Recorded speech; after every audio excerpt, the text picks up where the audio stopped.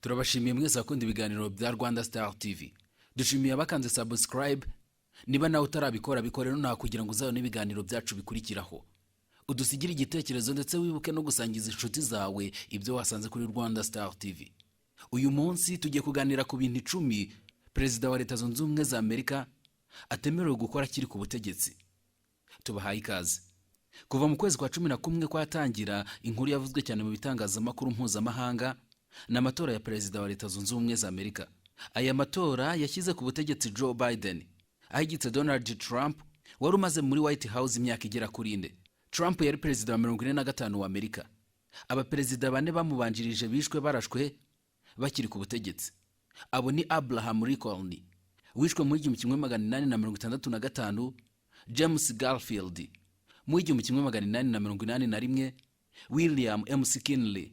Uretse ababishwe barashwe bakiri ku butegetsi kandi hari abandi babiri bakomerekejwe n'abashakaga kubivugana. Abo ni Theodore Roosevelt mu 1912 ndetse na Ronald Reagan hari mu 1981, hagamijwe gukaza umutekano wa Perezida wa Leta Zunze Ubumwe za Amerika ndetse no kwirinda ko hari undi mu perezida wayo wakwicwa akiri ku butegetsi. Hari ibyo bubujijwe gukora akiri ku butegetsi. Ibi ni ibintu 10 tugiye kurebera hamwe muri inkuru twakoze uyu munsi twifashishije imbuga zitandukanye. Ikintu cya mbere Perezida wa Leta Zunze Ubumwe za Amerika adakwiye gukora ni uguhamagarana bisanzwe kuri telefone n'inshuti ze ndetse no kuganirira nazo kuri video chat. Inzego z'umutekano zijya kure mu gukaza ndetse no kugenzura ibikorwa bya perezida. Urugero, ntabwo yemerewe kuganira n'inshuti ze kuri telefone bisanzwe cyangwa se ngo agirane ibiganiro nazo mu buryo bw'itumanaho ry'amajwi ndetse n'amashusho yizwi nka video chat, keretse ku mirongo icungiwe umutekano. Ibi byatangajwe na Matt Pinska, inzobere mu by'umutekano akaba n'umwarimu muri Virginia Commonwealth University. Yavuze ko bitabaye ibyo perezida yajya afata telefone akirirwa avugana n'inshuti ze, ariko siko bimeze. Ahubwo abanza kubwira inzego z'umutekano igihe cyose agiye kuvugana n'umuntu kuri telefone cyangwa kuganira n'umuntu yifashishije ikoranabuhanga. Aha ni iry'amajwi cyangwa amashusho video chat. Ukeneye kumenya ibirambuye kuri iyi ngingo wajya kuri Google ukandikamo uti fascinating facts about US president. Ikintu cya kabiri Perezida wa Leta Zunze Ubumwe za Amerika atemerewe gukora: Perezida wa Amerika ntabwo yemerewe kujya kureba filme. Kwifata akajya herekanirwa filme akajya kuyireba ntabwo ari amahitamo ye. Perezida wa Amerika aramutse akeneye kureba filme, ubwo iyo filme yakwerekanirwa muri Presidence. Ntabwo bizwi neza impamvu mu gukaza umutekano wa Perezida wa Leta Zunze Ubumwe za Amerika bafashe ingingo bagashyira ingamba ko atemerewe kujya kuyirebera mu ruhame. Gusa ikizwi nuko tariki ya 14 Mata mu 1864 Abraham Lincoln wabaye perezida wa 16 w'iki gihugu yarasiwe mu nzu yerekanirwamo filme. Yarashwe nimugoroba apfa mu gitondo cyakurikiyeho. Uwamurashe ni John Wilkes Booth. Ikintu cya gatatu kibujijwe kuri Perezida wa Amerika ni ugusohoka ndetse no kujya gufata rimwe. Kugira ngo byumvikane neza, Perezida wa Leta Zunze Ubumwe za Amerika ntiyemerewe kujya kurira muri restaurant. Umunsi uzabona byabayeho uzamenye neza ko icyo gikorwa abashinzwe umutekano we bakimenye mbere bakagenzura neza umutekano w'aho hantu. Pinska avuga ko Perezida wa Amerika atemerewe kujya kurya ibiryo bitari ibyo muri White House keretse igihe yakiriwe n'umuyobozi mugenzi we yasuye. Ibi bikorwa mu rwego rwo kugira ngo ibirya rya umutekano wabyo ube wizewe. Ikintu cya kane ni ukwitwara mu modoka. Imodoka ya Perezida wa Leta Zunze Ubumwe za Amerika itwarwa n'umushoferi wakoze imyitozo ihambaye yo gutwara.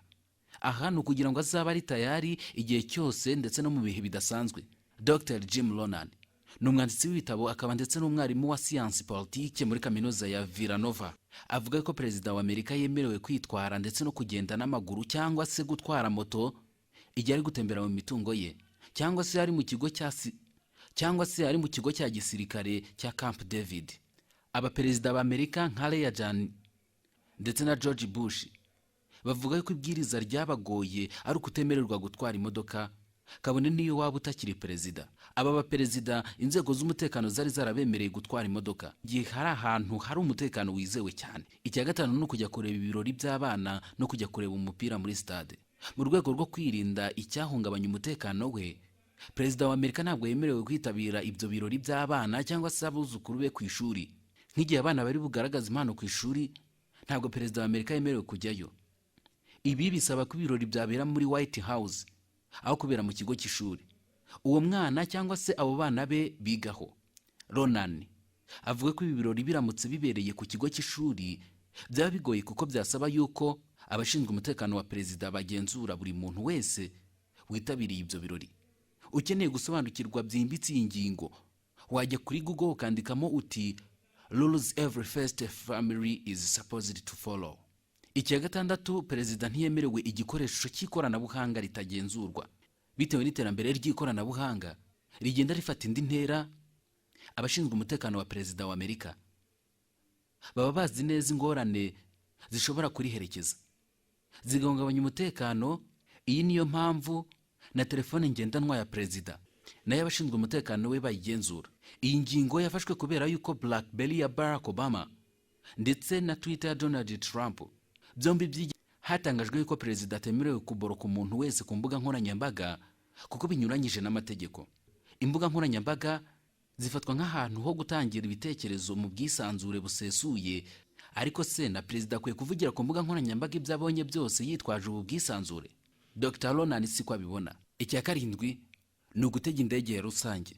Perezida wa Leta Zunze Ubumwe za Amerika aramutse yumva ashaka gutega indege itwara abagenzi mu buryo bwa rusange, ageze iki gitekerezo ku bashinzwe umutekano we bakamusubiza mu kinyabupfura bati ntibishoboka nyakubahwa. Dr. Carla Mastraccio, iyi ni inzobere mu bijyanye no gukaza umutekano w'ikoranabuhanga, avuga yuko gutega indege rusange ari kimwe mu bintu bisanzwe perezida wa Amerika atemerewe gukora. Perezida wa Leta Zunze Ubumwe za Amerika indege yemerewe kugendamo yitwa Air Force One. Ikintu cya munani, perezida wa Amerika ntabwo yemerewe gufungura idirishya. Michelle Obama ni umugore wa Barack Obama wabaye perezida wa 44 w'iki gihugu, yabwiye umunyamakuru Stephen Colbert ko hari ibyo uyu munyamakuru afiteho uburenganzira we atemerewe. Yagize ati, shaka gukora utuntu duto, urabona nko gufungura idirishya. Ibi Michelle Obama yabivuze ubwo umugabo we Barack Obama yaragiye kurangiza manda ze. Perezida wa Amerika n'abagize umuryango we ntabwo yemerewe gufungura idirishya ryabo ryo muri White House cyangwa kumanura ikirahuri cy'imodoka. Uyu mugore yabwiye uyu munyamakuru ko umunsi mu myaka 8 yamaze muri White House abarinzi be bamwemereye kumanura ikirahuri cy'imodoka nabwo iminota 5 gusa. Icyo gihe bari muri Camp David. Iki ni ikigo perezida wa Amerika yemerewe kujyamo akisanzura. Icya cyenda ni ugusukura ibiro.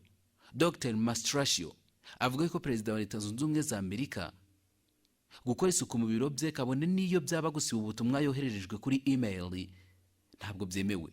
Isuku ye yose muri White House ikorwa n'abakozi babishinzwe. Ikintu cya 10 nacyo cya nyuma ni uburenganzira bwo kwanga uburinzi. Dr. Ronan avuga ko iyo perezida wa Amerika aramutse akeneye kuva muri White House agasuhuza abaturage mu muhanda, abashinzwe umutekano we bamureka akabikora. Bo bakora inshingano yabo yo gucunga umutekano. Devin Schindler yigisha amategeko muri kaminuza ya Michigan, azijyana ibijyanye n'itegeko nshinga rya Leta Zunze Ubumwe za Amerika. Avuga yuko riteganya yuko perezida w'iki gihugu n'umuryango we bagomba gucungirwa umutekano n'inzego z'umutekano.